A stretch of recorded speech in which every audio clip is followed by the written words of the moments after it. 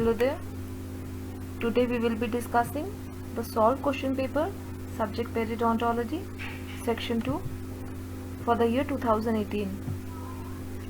Question paper is given here on the screen. Question that we will be discussing today are: define and classify furcation involvement, discuss clinical feature, diagnosis, treatment of grade 2 furcation involvement. Short note will be there: gingival recession, antibiotic in periodontology, various bone graft materials, dental implant, ultrasonic in periodontology. One-liner: fenestration, guided tissue regeneration membrane, polymorphonucleus neutrophil, excision new attachment procedure, gingival irrigation, and bacteria of red complexes. Coming on to the long question: define and classify furcation involvement, discuss clinical feature, diagnosis and treatment for the grade 2 furcation involvement.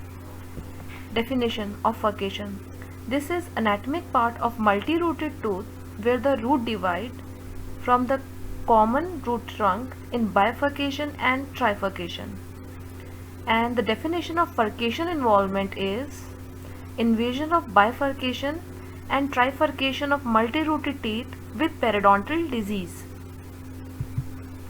Primary etiological factor: most important etiological factor is dental plaque. The local factor may affect the rate of plaque deposition or complicate the performance of oral hygiene procedure, thereby contributing to the development of periodontitis and attachment loss in furcation area. Next is pulp periodontal disease. Predisposing factors. Various predisposing factors are: first is anatomic consideration, furcation morphology, facial and lingual radicular bone, enamel projection, enamel pearl, root anatomy. Complicating factors are bone dimensions, occlusal traumatism, pulpal pathology, and iatrogenic factor. Classification. Glickman classification was proposed in 1953, grade 1. According to the grade 1 furcation involvement, there is incipient or early stage of furcation involvement, suprabony pocket involving soft tissues. That means very mild bone loss will be there. Early bone loss will increase probing depth and radiographic changes are not usually seen. Grade 2, it's a cul-de-sac or moderate furcation involvement.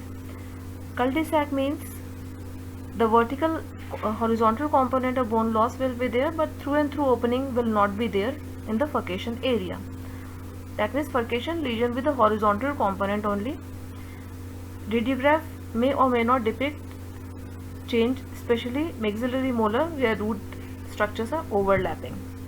Grade 3 is through and through furcation involvement. Bone is not attached to the derm of furcation. Defect cover with the soft tissue. Properly angulated radiograph is required for proper diagnosis. Now next is grade 4, that is through and through and the area is exposed. Interdental bone is lost and the soft tissue have receded apically so that furcation opening is clinically visible. Therefore a probe can easily pass from one aspect of the root to the another aspect. That is through and through opening will be there. Next classification is by Hamp in 1975. The classification is based on the amount of periodontal tissue destruction that has occurred in the interradicular area, that is degree of horizontal root exposure or attachment loss that occur within the root complexes. And according to that, first degree is horizontal loss of periodontal support root exceeding 1/3 of the width of the tooth. That is less than 3 mm of bone loss. In grade 2 or second degree, horizontal loss of periodontal ligament will be there, but it is greater than 3 mm. And in degree 3, horizontal through and through destruction of periodontal tissue will be there in the furcation area. Diagnosis of grade 2 furcation is based on the first is clinical examination, that is on the sign and symptom, and it will be redness, swelling, there might be periodontal abscess formation, increased temperature, pain, loss of function, tooth may be perceived elongated and mobile, increased bleeding tendency, and pus formation will be there. Clinical probing using a curved neighbor's probe to detect the furcation area. Next is bone sounding or transgingival probing. The probe should be walked along the tissue-tooth interface so that the operator can feel the topography. Radiograph for furcation involvement. Evaluating root divergence, proximity and root configuration. Observe the height and the width of the furcation chamber related to alveolar bone. Radiograph may be taken with probe, explorer and curette in place for more accurate assessment. Other investigation is pulp vitality test. Objective. Now coming on to the treatment part. Objective: facilitate maintenance, prevent further attachment loss, obliterate furcation defect as a periodontal maintenance problem. Treatment concept according to Ramford and Ash in 1900 as proposed in 1979. Scaling and root planning, odontoplasty, open debridement, bone grafting procedure, guided tissue regeneration membrane in mandibular molar, root resection, tunnel preparation, extraction and implant placement. Furcation plasty. Furcation plasty is combination of odontoplasty and osteoplasty. Odontoplasty is remodeling the tooth surface and osteoplasty is remodeling of the alveolar bone and removal of cervical enamel projection, bifurcation ridges, enamel purr before beginning the treatment. Moreover, correction of restorative overhang. Regenerative surgery. Various treatment modality in regenerative surgery are root biomodification, bone grafting, guided tissue regeneration membrane, combination of guided tissue regeneration with bone graft and root biomodification. Various bone graft material like decalcified freeze-dried bone allograft, porous hydroxyapatite bone and bioactive glasses are used as a regenerative material in furcation areas.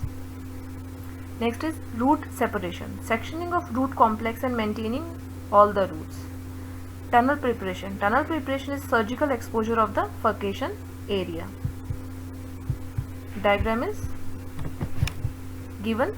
You can draw any diagram of the furcation area, either classification or the diagram of tunnel preparation. It's very easy to draw. Now coming on to the short note. Short note will be gingival recession, antibiotic in periodontology, various bone graft material, dental implant, ultrasonic in periodontology. Gingival recession definition is exposure of root surface caused by apical shift in the gingival margin. Etiology: faulty tooth brushing, tooth malpositioning, friction from soft tissue, gingival inflammation, abnormal phenum attachment and improper restoration oral habits.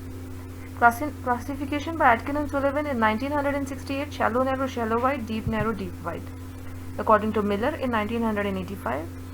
Class 1, Class 2, Class 3 and Class 4. Class 1, marginal tissue recession not extending to the mucogingival junction, no loss of interdental bone and soft tissue. Class 2, marginal tissue recession extending to or beyond the mucogingival junction, no loss of interdental bone and soft tissues. In 3, this recession is extending to the mucogingival junction and loss of bone and soft tissue will be there. In Class 4, the recession will be beyond the mucogingival junction, malpositioning of teeth will be there. Now surgical treatment is pedicle soft tissue graft and free soft tissue graft. Procedure for the free gingival graft: classical technique, preparation of recipient site, extend the incision to approximately twice the desired width of attached gingiva, obtaining the graft from donor site, obtaining a piece of keratinized gingiva approximately the size of recipient site, ideal thickness should be 1 to 1.5 mm, transfer and immobilization of the graft, protection of the donor site with a periodontal pack. Now coming on to the antibiotic in perio. Antibiotics are defined as naturally occurring or synthetic organic substance that in low concentration inhibit or kill selective microorganisms.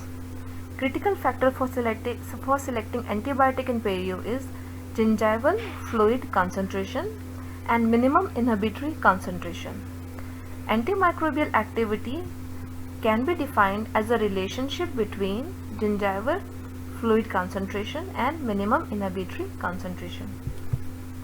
Indication: patient who do not respond to conventional mechanical therapy, example patient with recurrent disease, aggressive periodontitis, and in patient with acute periodontal infections like necrotizing ulcerative gingivitis, necrotizing ulcerative periodontitis, abscess. It is mentioned again here, periodontal abscess. Prophylactically in medically and immunocompromised individual or as an adjunct to surgical and non-surgical periodontal therapy. Advantages: it reaches the inaccessible area like deep pocket and furcation area. Also affect organism colonizing oral mucosa and extra dental site like tongue and tonsils. Eliminate pathogen from entire mouth and hence decrease the risk of further reinfection. Disadvantage: adverse drug reaction, emergence of antibiotic resistance and uncertain compliance. Tetracycline. Pharmacology. Since this is a very long question, we will be trying to keep we will try to make the answer only precise and having only the key words in it. So tetracycline pharmacology, bacteriostatic drug, effective against rapidly multiplying bacteria, concentrated in the gingival crevice in 2 to 10 times that in serum, possess unique antibacterial characteristic. Collagenase inhibitor, inhibition of neutrophil chemotaxis, anti-inflammatory effect, inhibition of microbial attachment and root surface conditioning. Mode of action: act by inhibiting protein synthesis by binding to 30S ribosome. It is used in the treatment of localized aggressive periodontitis as an adjunct to scaling and root planning, or as an adjunct to the treatment, conventional treatment. Metronidazole. Mode of action: metronidazole act by inhibiting DNA synthesis. It clinically used is for treating gingivitis, necrotizing ulcerative gingivitis, chronic periodontitis, aggressive periodontitis. As a monotherapy, metronidazole is inferior, should be used in combination with root planning, surgery or with other antibiotics. The most commonly prescribed regime is 250 mg thrice a day for 7 days. Penicillin. Narrow spectrum and bactericidal in nature. Mechanism of action is interfere with the synthesis of bacterial cell wall by inhibiting the transpeptidase so that cross-linking does not take place. Use in aggressive periodontitis. Now, topical antibiotic in periodontal pocket. Allyzole 25% dental gel is a suspension of metronidazole benzoate 40% in a mixture of glycerol monooleate. Even after 24 hours, the metronidazole concentration still remain above the minimum inhibitory concentration. Next is doxycycline polymer, that is Atridox, a liquid biodegradable drug delivery system. Controlled release of doxycycline in periodontal pocket can be achieved with the help of Atridox. Next is minocycline microspheres, Aristin, locally delivered sustained release form of minocycline microsphere 2% for subgingival placement. This is available in 2%. Minocycline is available in concentration of 2% and it is used for subgingival placement. Aristin. Various bone graft material and dental implant I have already discussed in the previous discussions, so I won't be taking this again. Coming on to the next question, that is ultrasonic in periodontology. Ultrasound was first introduced in periodontal procedure as an ultrasonic scaler in 1955 by Zinner. Use of ultrasonography in periodontology and diagnosis of periodontal disease, that is ultrasonic probe, in imaging of periodontal structures, calculus detection, scaling and root planning, curettage, bone cutting and ultrasonic cleaning of instruments. In diagnosis of periodontal disease, ultrasonic probe, that is 5th generation probe, a non-invasive periodontal assessment tool and yield real-time information. Clinical feature can be easily assessed such as pocket depth, attachment level, tissue thickness, histological changes, calculus and bone morphology. Imaging of periodontal assessment, ultraderm. Produce image suitable for the assessment of periodontium. Accurate measurement of dimensional relationship between hard and soft structure can be done. And you can draw the diagram in order to score good mark. One tooth is there, gingival sulcus is there. There is a probe inserted near the gingival margin, and it is producing ultrasound, and these ultrasonic vibration are again returning to the instrument. So this diagram is pretty easy to draw. Next use of ultrasonic in perio is calculus detection. There are variety of subgingival calculus detection system in the market, such as detector, key laser 2, dental endoscope. It is advantages automatically able to detect subgingival calculus. Curettage. Ultrasound is effective for debriding the epithelial lining of periodontal pocket, resulting in cauterization.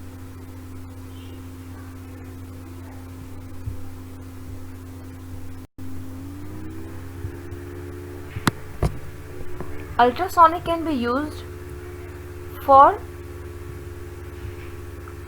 curettage. Ultrasound is effective for debriding the epithelial lining of periodontal pocket, resulting in microcauterization. Microultrasonics. Microultrasonic is a power-driven magnetostricted or piezoelectric scalar product featuring thinner tip and of various shape. So the tip of this micro ultrasonic, it is very thin, 0.2 to 0.5 millimeter in diameter. Advantage, because it's very small, approximating the size of periodontal probe, can be used for supra and subgingival treatment at a low to high power with less to no water sprays and little or no adjunctive use of hand instrumentation. Bone surgery. Piezo surgery. Ultrasonic bone cutting surgery has been recently introduced as a piezo surgery is a new and innovative method that uses piezoelectric ultrasonic vibrations to perform precise and safe osteotomies. Now coming on to the ultrasonic scaler. The ultrasonic scaler unit comprises an ultrasonic generator and a water supply. Ultrasonic scaler are basically two basic types are magnetostricted and piezoelectric, that is Cavitron and Piezo Master. Use of ultrasonic scaler, it is used to remove the tooth stain, plaque, dental plaque and calculus, to remove cementum and orthodontic bonding material, and to reduce or remove amalgam overhang. Coming on to the one-liner. Fenestration. Isolated area in which the root is denuded of bone and the root surface is covered only by periosteum and the overlying gingiva is named as fenestration, and in this marginal bone is still intact. Guided tissue regeneration membrane. According to American Academy of Periodontology, the procedure by which a barrier is utilized to exclude epithelium from the root surface. And generations are first, second and third. First generation non-resorbable, second resorbable, third resorbable with added growth factor. Polymorphonucleus neutrophil. It constitutes 60 to 70% of circulating white blood cells. It is trilobulated nucleus. In healthy condition, junctional epithelium has 1 to 2% of polymorphonucleus neutrophil. In periodontitis, the number of neutrophil increased to 60 to 80%. Excision new attachment procedure is one method of curettage. Procedure consists of internal bevel incision performed with a surgical knife followed by the removal of excised tissue. No attempt is made to elevate the flap. After thorough scaling and root planning, sutures are placed. Gingival irrigation. Main objective is to remove microbial plaque, which are primary etiological factor for the development of gingivitis and periodontitis. There are two types: supragingival irrigation and subgingival irrigation, and professionally delivered and home irrigation. Bacteria of red complexes are, as proposed by Sokransky and Havzi in 1998, bacteria of red complexes are P. gingivalis, B. Bacteroid forrestii, and Tannerella denticola, Treponema denticola. So bacteria of red complexes are Porphyromona gingivalis, that is P. gingivalis, B. forrestii, and T. denticola. Thank you.